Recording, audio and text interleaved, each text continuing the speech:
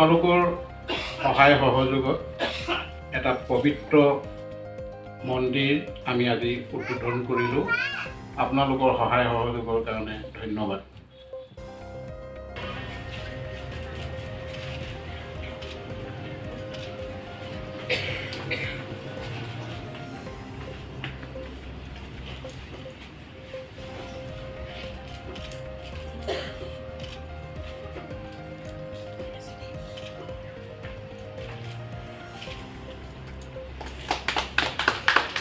বন্তি প্ৰজ্বলন অনুষ্ঠানটি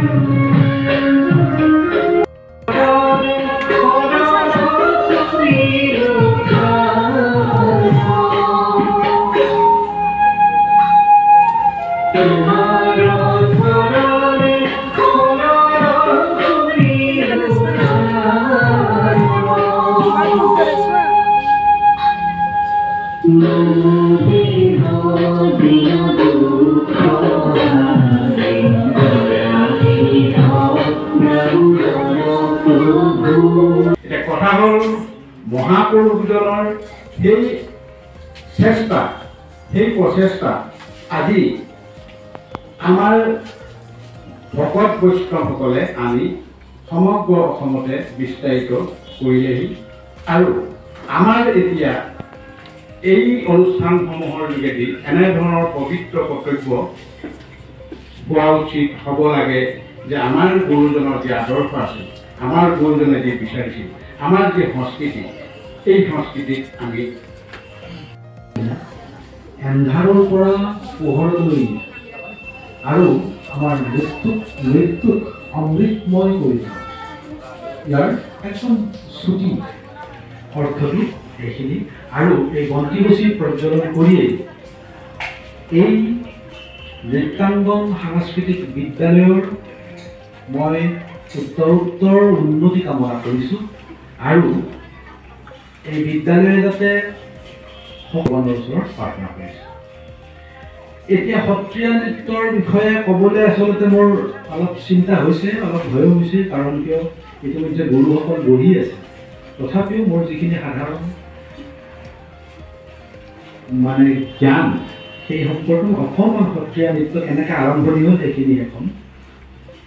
প্ৰথম কথা, মহাপুৰুষ শ্ৰীমন্ত শংকৰদেৱে শাস্ত্ৰীয় সভাপতি বন্ধুবৰ্গ তথা এই স্কুলখনৰ স্বত্বাধিকাৰী ধ্যান কুমাৰ দাস, আমাৰ দুগৰাকী প্ৰশিক্ষক বাইদেউ আহিছে, তেওঁলোকৰ লগত ইতিমধ্যে কথা পাতিলোঁ। এতিয়া কথাটো হ'ল কি, মই ভাষণ দিয়া মানুহ নহয়, তাত বহি আপোনালোকৰ কথাবিলাক লিখা মানুহ।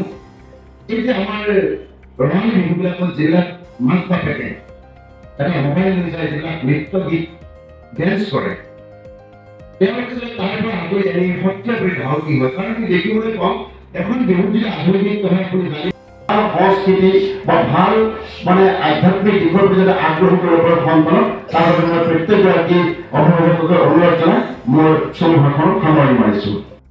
প্ৰথম কথা ধৈৰ্যটো লাগিবই, বহুত ধৈৰ্য লাগিব, কাৰণ ধৈৰ্য নোহোৱাকে দুদিনতে কোনো নৃত্যশিল্পী হ'ব নোৱাৰে। মই সেইটো কথাই ক'ম। আৰু সাধনা সাংঘাতিকভাৱে লাগিব, যে আজি নাচৰ স্কুলত শিকি গ'লো, কাইলৈৰ পৰা নাই আৰু কাইলৈৰ পৰা ৰীল এটা বনালো হৈ গ'ল আৰু সেইটো নহয়। কিন্তু সাধনা সাংঘাতিকভাৱে লাগিব, আৰু সেই সাধনাখিনি কৰিব পাৰিলেহে এজন ভাল নৃত্যশিল্পী, এজন ভাল সংস্কৃতিৰ প্ৰচাৰক ওলাই আহিব বুলি মই ভাবোঁ।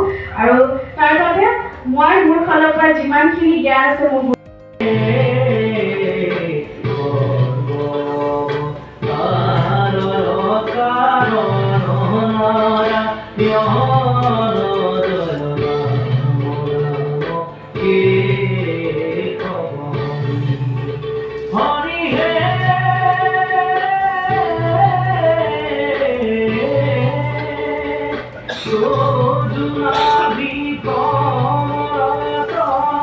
ব্ৰহ্মা